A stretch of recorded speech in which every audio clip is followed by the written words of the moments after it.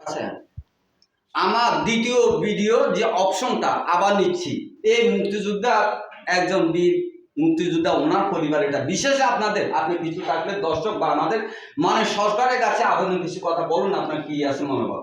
হ্যাঁ, আমি বলছি আমার স্বামী মুক্তিযোদ্ধা ছিল, কিন্তু উনি বাইরে থাকার কারণে করতে পারে নাই। পরে আসার পরে আমরা অনেক টাকা পালাইছি, এগুলো আমাদের কোনো অর্থ সম্পদ নাই, কিছু নেই, এগুলো সব আমাদের শুধু লড়ের টাকা নিয়ে পালিয়েছে। যার কাছে যায় সে শুধু লাখ টাকা চায়, মানে লাখ টাকার বিনিময়ে টাকা দিলেও পরে করে না। আচ্ছা, বুঝতে পারছি, তার মানে উনি যার কাছে যান জি, মুক্তিযুদ্ধের হিসেবে ওনার কাছে। মন্ত্রণালয়েও গেছি, কাজে ইয়াতে গেছি আমাদের। আচ্ছা, উনি মন্ত্রণালয় পর্যন্ত এই পরম নিয়ে গিয়েছিলেন, কিন্তু টাকার কারণে পারে না। এই সোনার বাংলা সোনার বাংলা জগতে কি একটা বসে কারবার, শুধু টাকা টাকা ছাড়া কিছু বুঝে না। আর যদি 5 লক্ষ টাকা দিত তাহলে সরকারের টাকা অনুদান পাইতো, যে বাংলাদেশের মুক্তিযুদ্ধ হিসেবে গণ্য হতো।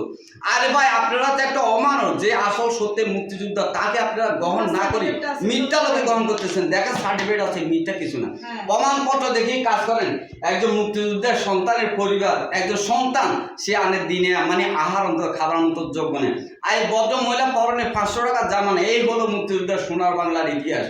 আমি দেশ ও জাতির কাছে, মাননীয় প্রধানমন্ত্রীর কাছে বলতেছি, আপনি যে আজকে বাংলাদেশ সোনার বাংলা যে একটা হই হুল্লাপার তোলপাড় চলতেছে, মুক্তিযুদ্ধকে আপনি 65 দিচ্ছেন, কিন্তু উনিও তো ছিল, উনি কি পেয়েছে?